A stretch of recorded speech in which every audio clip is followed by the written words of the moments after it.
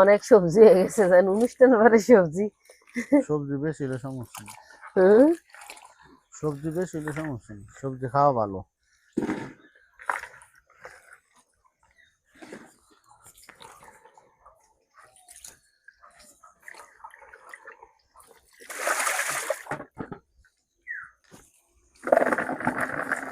একটু ভালোভাবে ধুইতে হবে, নাইলে ভালো লাগবে। আমি অনেকবারে ধুয়ে নেব। এই যে আমার সবজি ধোয়া শেষ, সবজি ধুয়ে নিলাম, সবজি কাটা ধোয়া সবকিছু আমার শেষ। রান্না করতে চলে আসলাম, কড়াইয়া বসাই দিলাম, কড়াইয়া গরম হয়েছে, কড়াইয়া তেল দেবো। কড়াইয়া গরম হয়েছে, কড়াইয়া তেল দিয়ে দিলাম। আর আমি আজকে কিরকম ভাবে সবজি রান্না করি আপনারা দেখবেন। আমি যেভাবে সবজি রান্না করবো ওইভাবে শীতের দিনে সবজি খাইতে অনেক ভালো লাগে, স্বাদ হয় সবজি। তো দেখবেন আমি কিভাবে রান্না করি। আর সবজি রান্না করতে একটু তেল একটু বেশি দিতে হয়, তাহলে সবজিটা একটু স্বাদ হয়, খাইতেও ভালো লাগে।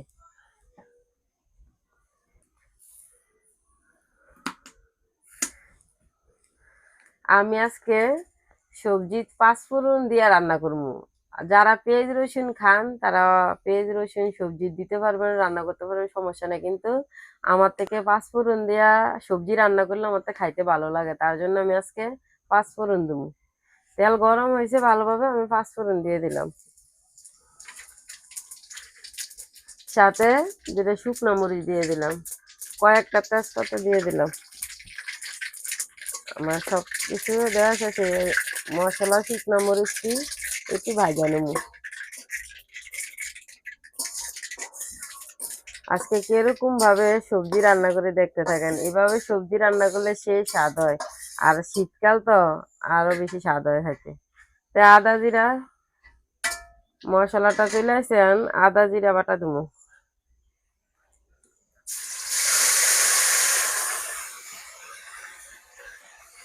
আদা জিরার একটু ভাজা নিলাম, আমি একটু জল দিয়ে দিন, হলুদ,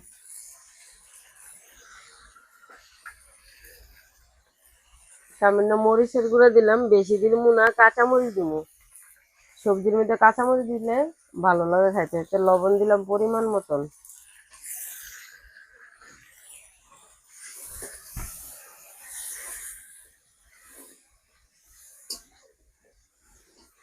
আর সবজিটা সবচেয়ে থেকে শরীরের উপকার, মানে শরীর সবজি যদি খাওয়া যায়, শীতে তো অনেক রকমের সবজি পাওয়া যাবে, ভালো ভালো সবজি, টাটকা সবজি পাওয়া যাবে।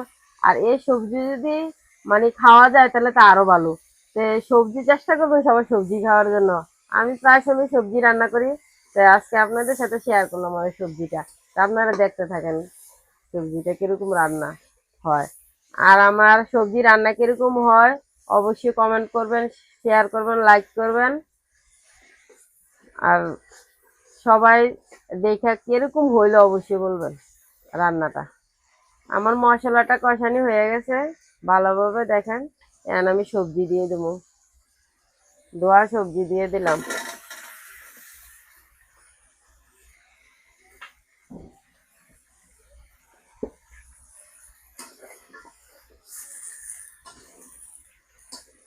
আজকে কিন্তু অনেক সবজি আমি কেটে নিলাম, মানে স্বল্প, কিন্তু ওই যে সবজি খাইতে ভালো কইলাম, তার লাগে আমি সবজি, আমার তো সবজি খেতে ভালো লাগে, তার লাগে সবজি বেশি কেটে নিলাম।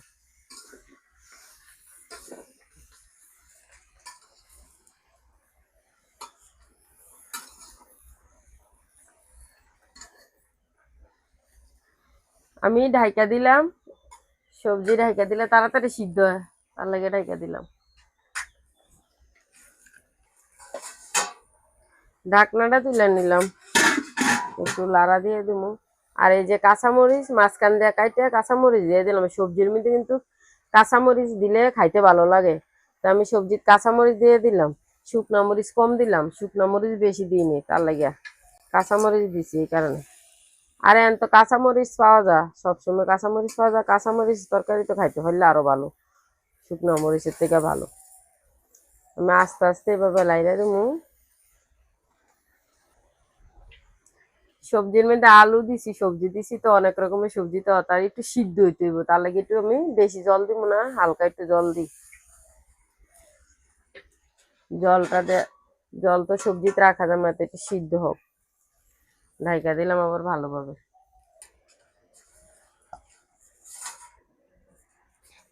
ঢাকনা তুলে নিলাম। দেখেন সবজি কমে গেছে, সিদ্ধ হয়ে অনেকখানি। সিদ্ধ হইলে কইমা যা, অনেকটি সবজি দিলাম জান কইমা গেছে। গন্ধ শুকছে, খুব সুন্দর স্ট্যান্ড হইতেছে। সবজির স্ট্যান্ডটা খুব সুন্দর।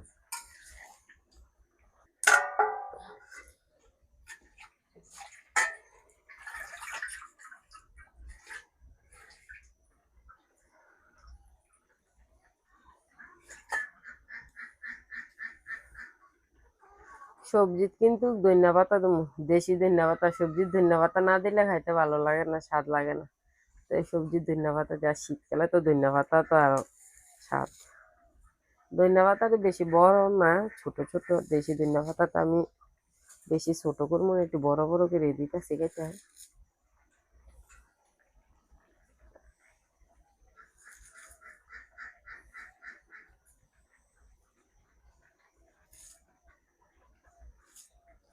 ধনিয়া পাতা দিয়ে দিলাম। একটু জোরে কথা কই, কোনো সমস্যা নাই, জোরে কথা কইলে কোনো সমস্যা নাই।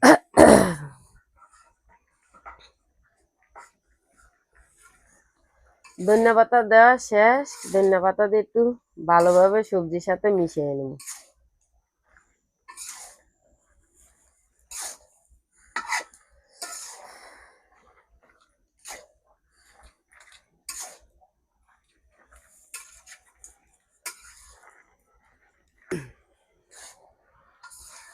সবজি রান্না হয়ে গেছে। সবজি একবারে দেখেন শুকনো শুকনো করে আজকে সবজি রান্না করলাম। আর এইভাবে সবজি রান্না করলে খাইতে ভালো লাগে। তা আমি সবজি রান্না হয়ে গেছে, আমি নামিয়ে নেবো। একটা বল নিলাম ছোট,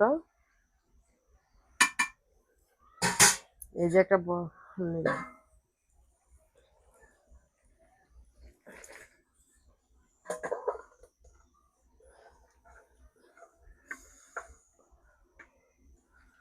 বাবা, এক বল হয়ে গেছে।